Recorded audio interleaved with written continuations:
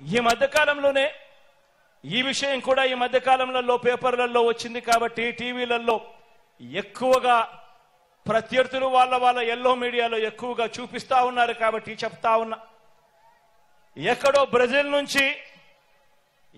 Brazil నుంచి మన విశాఖకు చంద్రబాబు వదిన గారి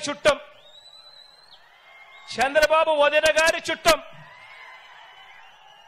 తన కంపెనీకి డ్రై ఈస్ట్ పేరుతో డ్రగ్స్ అంటే మాదక ద్రవ్యాలను దిగుమతి చేస్తా ఉంటే ఈ మధ్య కాలంలోనే సిబిఐ వాళ్ళు రేడ్ చేశారు. ఈ రేడ్ జరిగింది అని చెప్పి తెలిసిన వెంటనే క్షణాల్లోనే ఎల్లో బ్రదర్స్ అందరూ కూడా ఉలిక్కిపడ్డారు.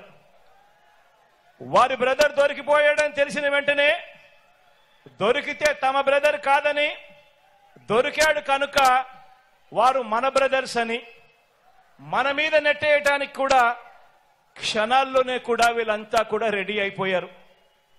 తీరా చూస్తే వారు ఎవరయ్యారంటే సాక్షాత్తు మన రాష్ట్ర బీజేపీ అధ్యక్షురాలు చంద్రబాబు నాయుడు గారి వదినమ్మ గారి కొడుకు వియంకుడు.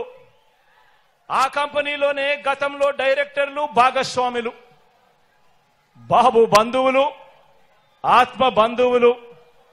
బాబు నిలబెట్టిన ఎంపీ అభ్యర్థులకు మరీ దగ్గరగా వీళ్ళకందరికీ బంధుత్వాలు కూడా ఉన్నాయి. నేరమంటూ జరిగితే అది చేసింది వారు, తోసేది మన మీద. ఎక్కడన్నా జరుగు నేరం, ఎక్కడన్నా ఏదైనా జరుగు, బురద జల్లడానికి మాత్రం వెంటనే రెడీ అవుతారు. ఒక చంద్రబాబు, ఓ దత్తపుత్రుడు, వీరిద్దరికి తోడవుతారు ఓ ఈనాడు, ఓ ఆంధ్రజ్యోతి, ఓ టీవీ5.